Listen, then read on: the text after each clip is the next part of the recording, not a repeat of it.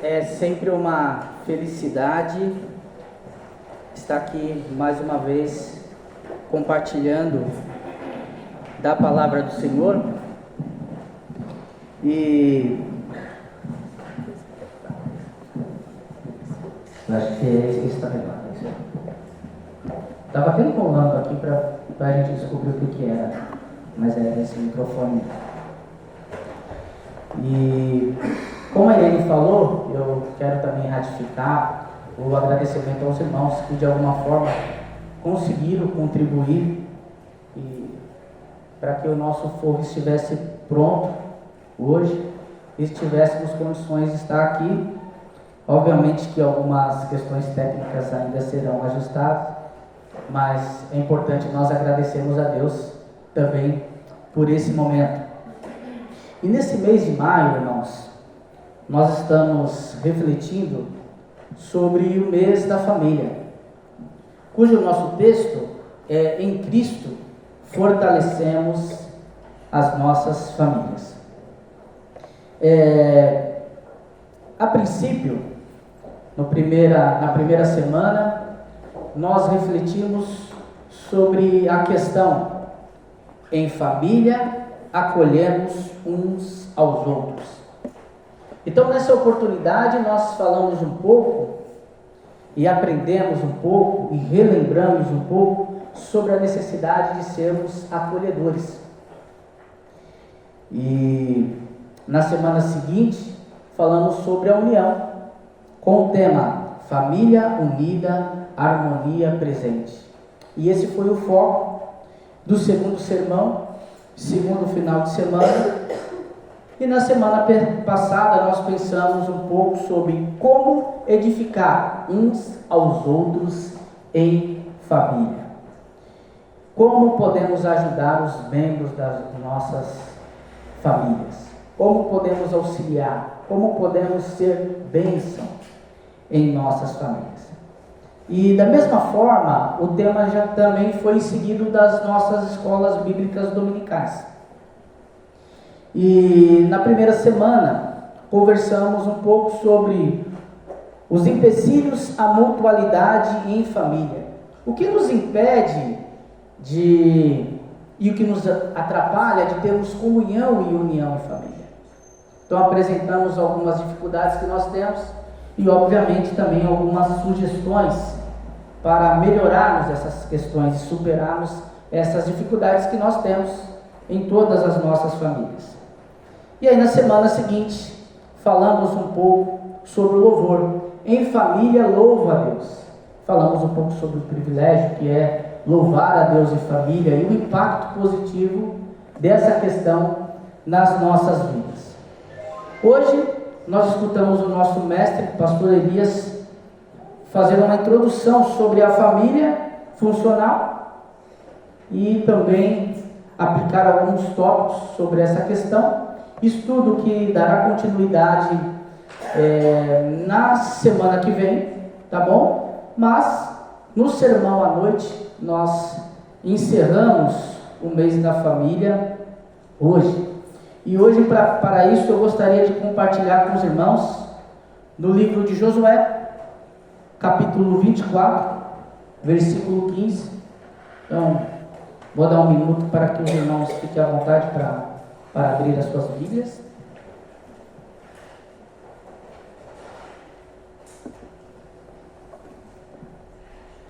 Josué, capítulo 24, versículo 15.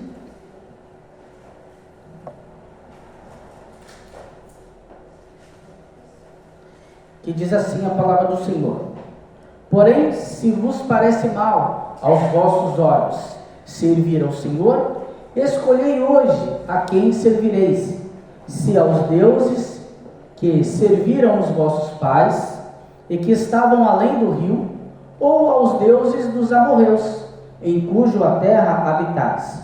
Porém, eu e a minha casa serviremos ao Senhor. Vamos orar? Amado Deus, mais uma vez nós estamos aqui reunidos para louvar e engrandecer o Teu santo nome, e queremos que o Senhor continue falando aos nossos corações da mesma forma que o Senhor já falou hoje, por meio das canções que foram entoadas a Ti, das orações que foram realizadas, do momento de ofertório, e queremos, ó Pai, dedicar a Ti todos esses momentos de nosso culto. Esta é a nossa oração, agradecidos no nome do Teu Filho Jesus. Amém.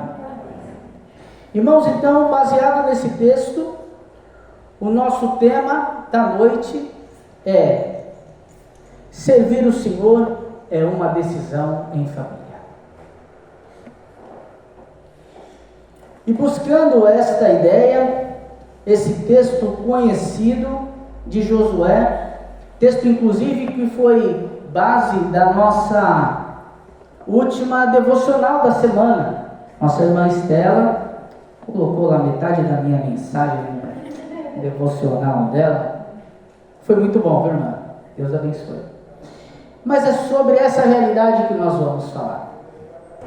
E esse texto é importante porque quando nós olhamos para a vida de Josué e entendemos quem foi esse homem de Deus, nós percebemos logo que Josué foi alguém que teve um desafio, digamos assim, muito grande, como todos nós que temos uma família. Mas Josué foi um homem que ele sucedeu o grande líder de Israel, Moisés.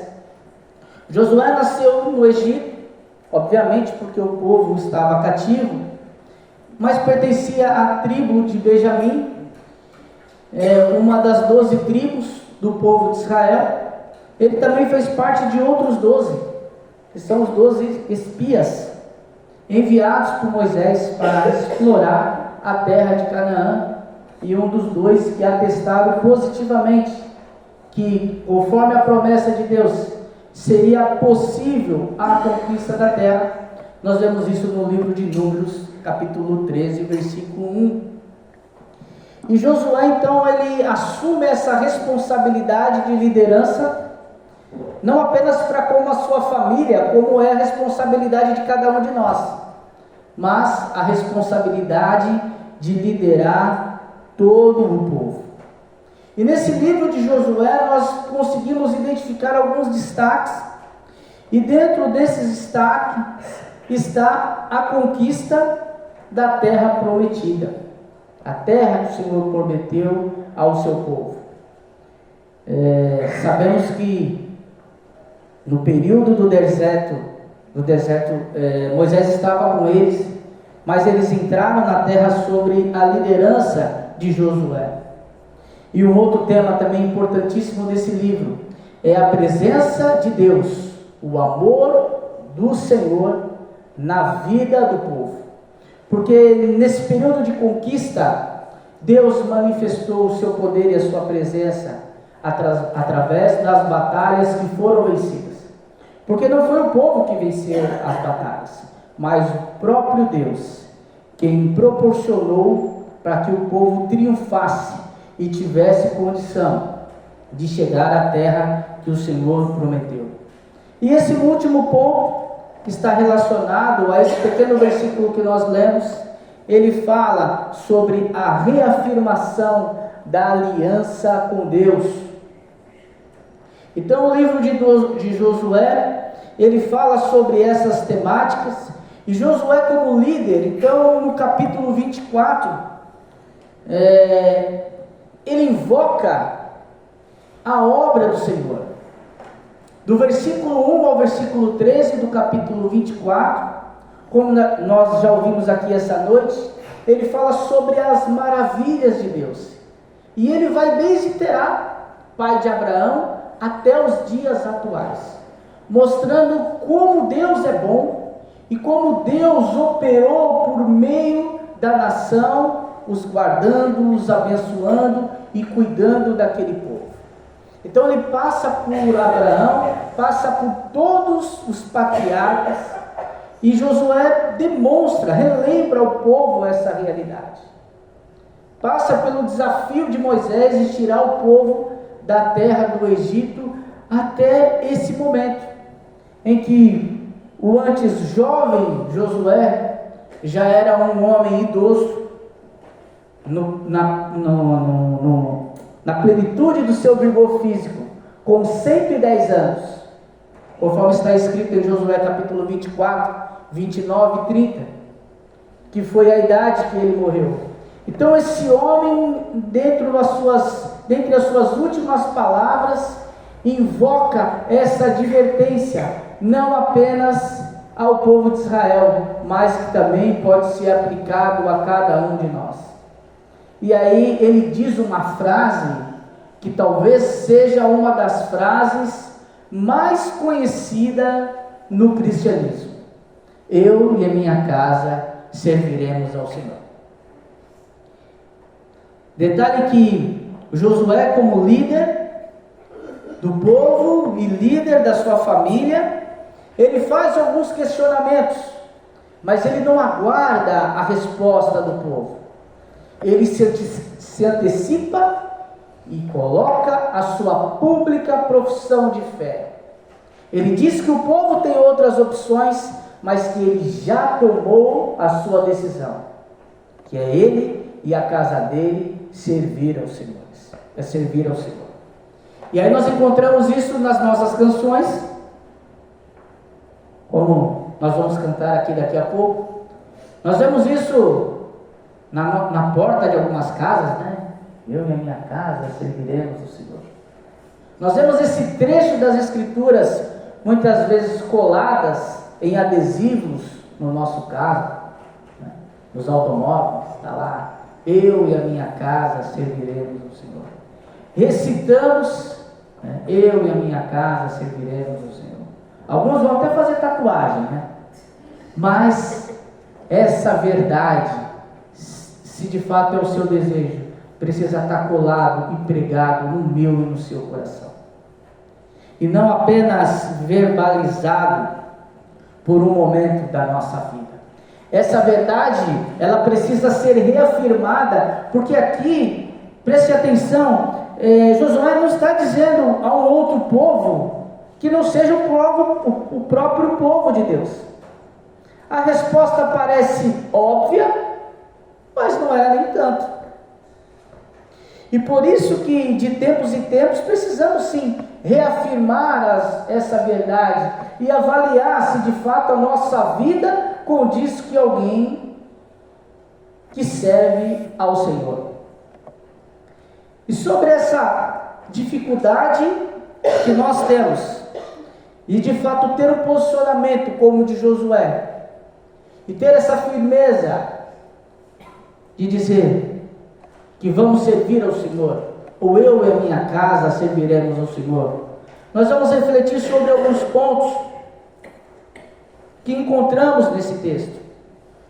E por mais estranho que pareça para nós, o primeiro ponto que eu consigo destacar do texto é que pode parecer mal servir ao Senhor. Foi isso que Josué escreveu. Se você puder, volte lá no texto de Josué 24:15. Na minha versão diz assim, porém, se vos parece mal aos vossos olhos servir ao Senhor, então aqui a possibilidade de parecer mal servir ao Senhor trata-se sim de uma realidade, porque ser cristão não é algo popular. Agora, sim, o que talvez seja popular, algumas modas gospel, da atualidade, do cristianismo, que muitas vezes se molda a uma realidade que não é a essência principal do Evangelho. Isso aqui não é uma crítica, mas faz parte da nossa realidade. Quando eu era jovem, adolescente, jovem assim, nessa fase, hoje isso não acontece mais. Então quem é jovem aqui talvez não entenda muito o que eu vou falar, mas nós tínhamos o costume de frequentar a Conde Sarjedas.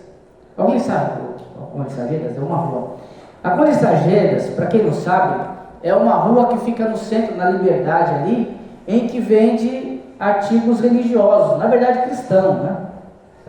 Então, uma loja em que nós encontramos Bíblias, livros, CDs, e aí tem esse modismo, né? E isso por algum momento foi bacana e foi até popular, mas o evangelho em si não. Então às vezes nós costumávamos ir em grupo lá no sábado para procurar as promoções evangélicas da semana, né? Tinha o chiclete que está amarrado, né? Para quem era mais, né, pentecostal, né? Tinha a Bíblia de Estudo do Thales Roberto, né? Não sei quem é esse aí, qual referência teológica, mas tudo bem. E tinha lá, como disse a nossa irmã Mary Jo, aquelas banquinhas de CDs piratas evangélicas. Durmam com esse barulho, sim. Então eu já percebi que alguns irmãos se identificaram, então sou só eu que conheço essa realidade do mundo gospel. Mas tirando essas coisas, tirando a igreja pro roqueiro, que hoje nós temos a igreja pro roqueiro, a igreja pro pagodeiro, a igreja pro funkeiro, a balada gospel, a igreja pro jogador de futebol, que tem área VIP. Tirando essas coisas, que também não é uma crítica, eu só não entendo porque ter uma igreja específica para essas coisas, tá bom? E também não sou contra roqueiro nem pagodeiro, tá? Mas na igreja primitiva não tinha isso. Então, de maneira geral, o cristianismo, ele, na maioria das vezes, ele não é bem visto na sociedade. Além das nossas questões de princípio também, que precisamos levar em conta. Então, por isso, nós podemos afirmar que pode parecer mal servir ao Senhor aos olhos de algumas pessoas. Então, precisamos levar isso em conta e essa realidade. Porque ser cristão não é simplesmente crer em Cristo, professando com a própria boca. Claro que isso tem a sua importância, mas é algo que vai além disso. Então, o cristão, ele não é alguém que está perfeitamente colocado em algo que seja politicamente correto. Nós sempre estaremos com dificuldade por um lado e para o outro também, mas sempre buscando obedecer os princípios do nosso Senhor. Como que nós temos certeza disso? Pelas próprias dificuldades que o nosso Mestre Jesus Cristo passou.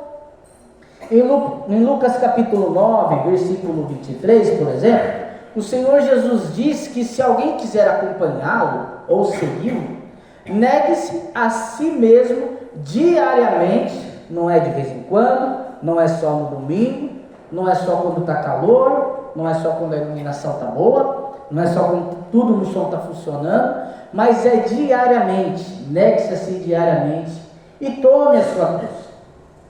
Mas para entendermos bem esse texto, que Jesus quis afirmar com isso, nós precisamos retornar ao versículo anterior, que é o versículo 22, e que o Senhor Jesus ele explica, que ele diz: é necessário que o Filho do Homem sofra muitas coisas, seja rejeitado pelos religiosos, pelos políticos da época, pela sociedade, seja morto e ressuscite. Então o que Jesus fala ali, primeiro, é do seu próprio sofrimento, e depois do sofrimento daqueles que o seguem. Então, irmãos, hoje, graças a Deus, nós temos essa liberdade de aqui cultuar o Senhor, mas sabemos que não é o normal. Normal é isso. Normal é perseguição, normal é dificuldade. Se quando nós pegamos a história da igreja, nós vamos encontrar essa realidade. Então, assim, nós estamos bem acima da média aí, nesse quesito. Não dá para reclamar.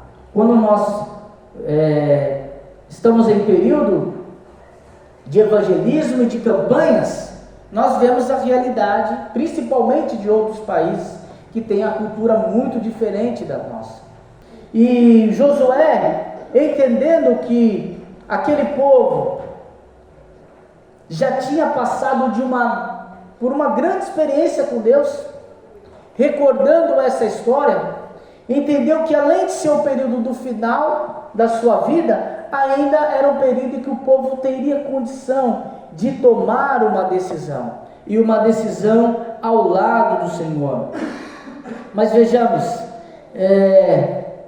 essa decisão é uma responsabilidade que é nossa, porque o tópico 2 dessa mensagem, eu quero defender e afirmar para os irmãos que é possível servir um outro Deus.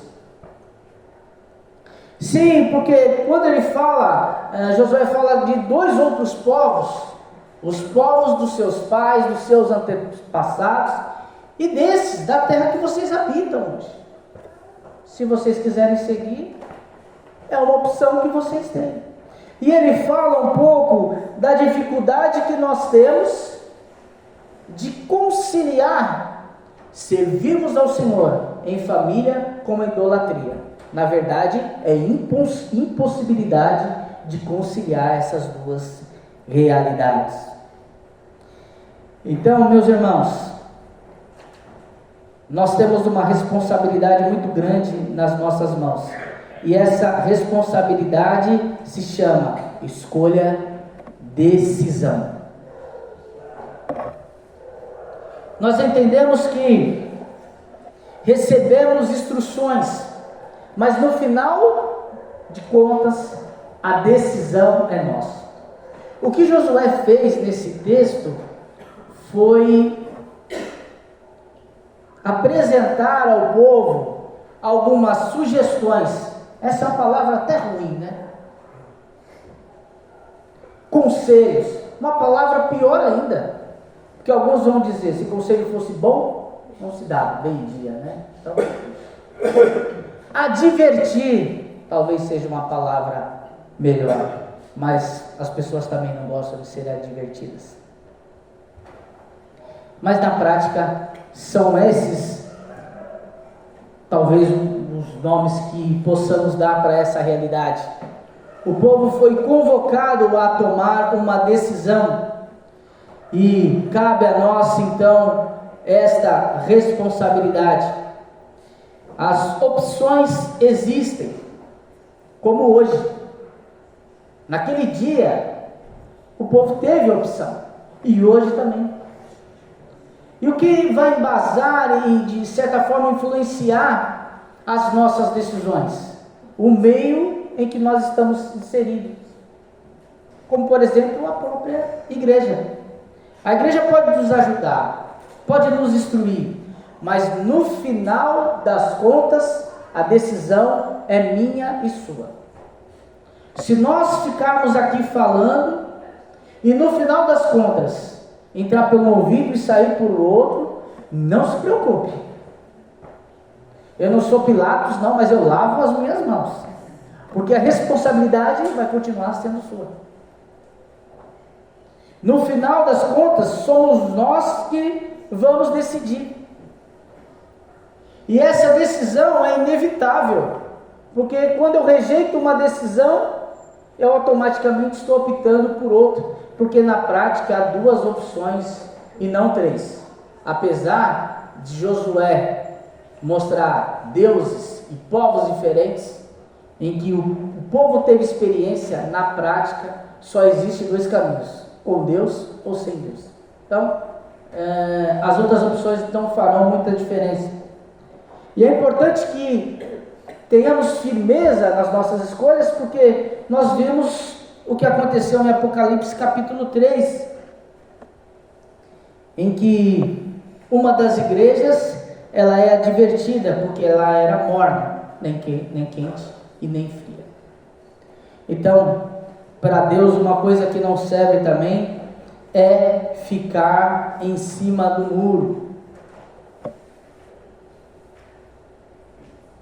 Irmãos, então nós temos diante de nós uma decisão importante, e precisamos lembrar também do que o próprio Senhor Jesus disse em Mateus capítulo 6, versículo 24, que não se pode servir a dois senhores, porque há de odiar um e amar o outro, há de se dedicar a um e desprezar ao outro. Não é possível servir a Deus e a Mamon. Então percebe aqui o tamanho da nossa responsabilidade? Não dá para dar um chega para lá, fintar, desviar da realidade em que nós temos de tomarmos uma decisão. E essa decisão, o Josué, ele deixa bem claro de qual escolha e qual a sugestão que ele dá para o povo, que é servir o Senhor, porque ele acredita que essa seja a verdade. E esse é o meu conselho também para todos nós, que busquemos servir ao Senhor em família, porque acredito também que essa é a verdade e é isso que Deus espera de nós. Às vezes nós ouvimos sobre a verdade baseada em João capítulo 8, versículo 32, que diz: conhecereis a verdade e a verdade vos libertará. Então é só conhecer superficialmente uma tal de verdade, que pode ser Jesus, que é Jesus, claro, obviamente. Em João 14,6, eu sou o caminho, a verdade e a vida. Mas em João 17,17 diz: santifica-nos na verdade, a tua palavra é a verdade. Aqui a própria Escritura é apresentada também como verdade. E em João capítulo 14, versículo 17, ele diz que o Espírito Santo é o Espírito da verdade, e que o mundo não pode receber, porque não vê, não conhece. Agora complicou, né? Então, quando nós pensamos na verdade de João 8,32, nós temos que entender que conhecer a verdade em si não é o que vai nos libertar, mas ter o conhecimento da verdade é um pouquinho diferente. Eu conhecer, eu ter profundidade no que é essa verdade. E quando eu penso em família, eu preciso conhecer essa verdade. Eu preciso ter profundidade. Eu preciso ter interesse em saber como fazer o melhor para a minha família.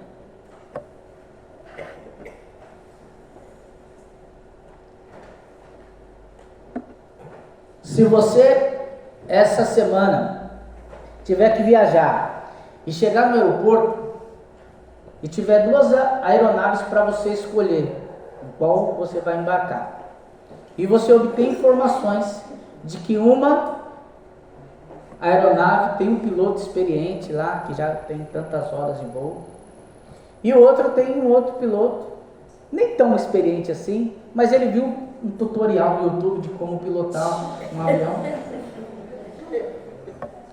Eu acho que fica fácil escolher qual das aeronaves nós deveríamos escolher. Existe possibilidade dos dois lados, tá bom? Também não vou dizer que aquele que viu, o tutorial no YouTube não possa ser bem sucedido, mas a possibilidade, podemos dizer que é menor. E isso se aplica para muitas profissões, não é verdade? Procura um atendimento médico, você tem as mesmas opções. Por qual profissional você vai querer ser atendido? É mesmo. Então, irmãos, se eu tenho interesse em ser alguém que busca abençoar a minha família, eu preciso buscar o conhecimento sobre família, sobre o tema família. Eu preciso entender qual é essa verdade, o que Deus espera de mim, para que eu consiga dar o suporte que a minha família espera, aquilo que precisamos. E aí, nós temos aqui um terceiro ponto, que é essa famosa afirmação de Josué: eu e a minha casa serviremos ao Senhor. Quando conhecemos a verdade, tomamos a decisão correta, que é servir ao Senhor em família.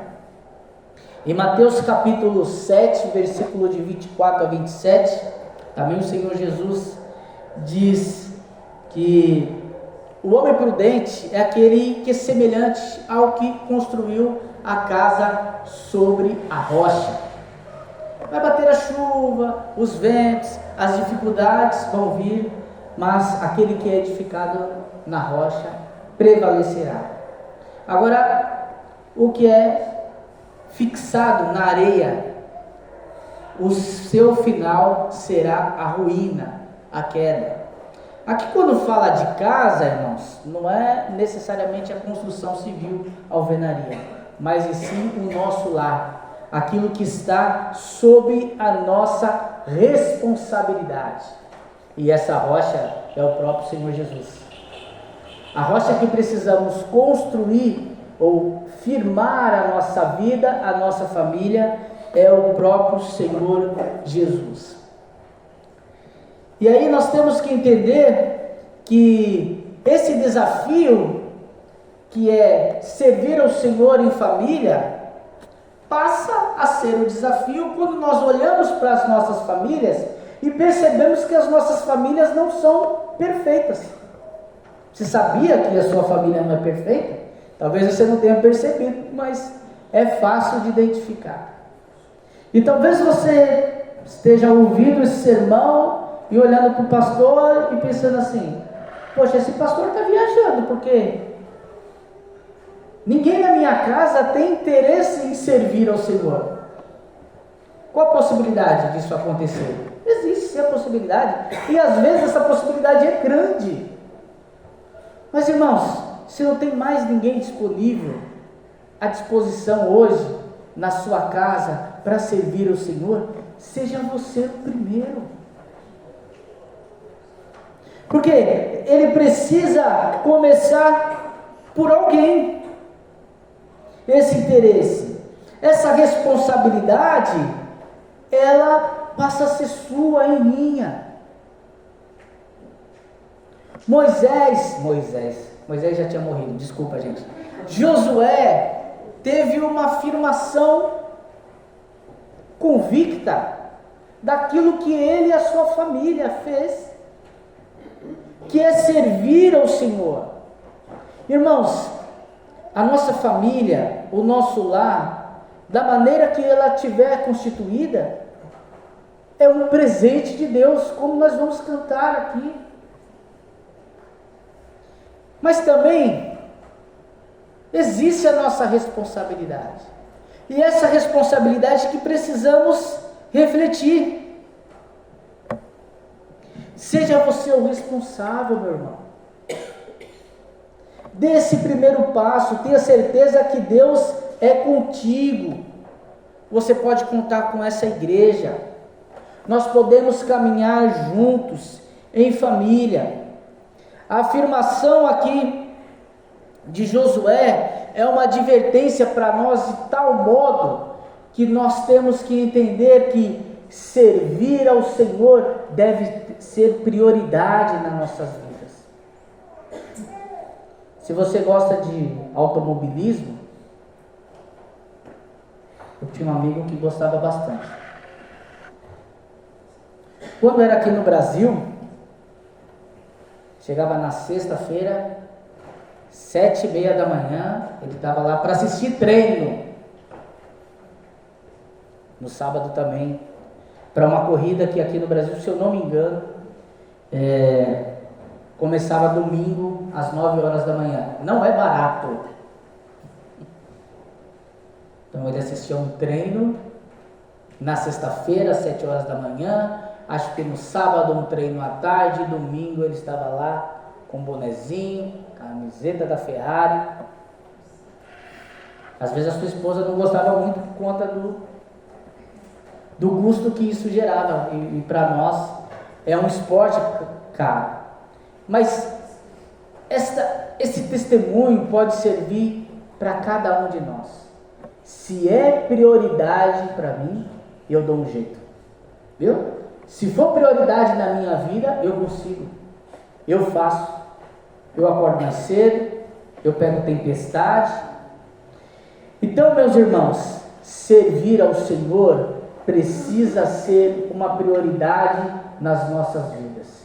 se não for uma prioridade nas nossas vidas, ele não vai passar de um adesivo colado no vidro do nosso carro. Não vai passar de uma parte de um versículo que eu coloco nas redes sociais. O Senhor nos deixou um presente, que é a nossa família. E qual presente nós podemos deixar para a nossa família? Eu sei que nós temos que trabalhar, nos dedicar para dar o melhor para os nossos filhos, para as nossas esposas, para os nossos esposos. E está tudo certo, está tudo bem.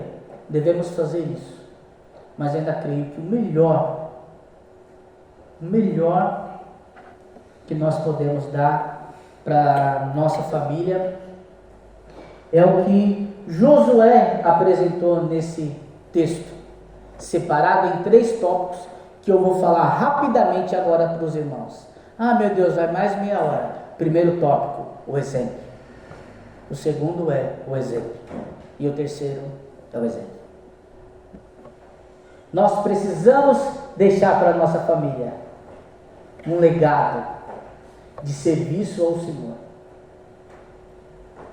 Esse é o presente que nós podemos deixar para as nossas famílias.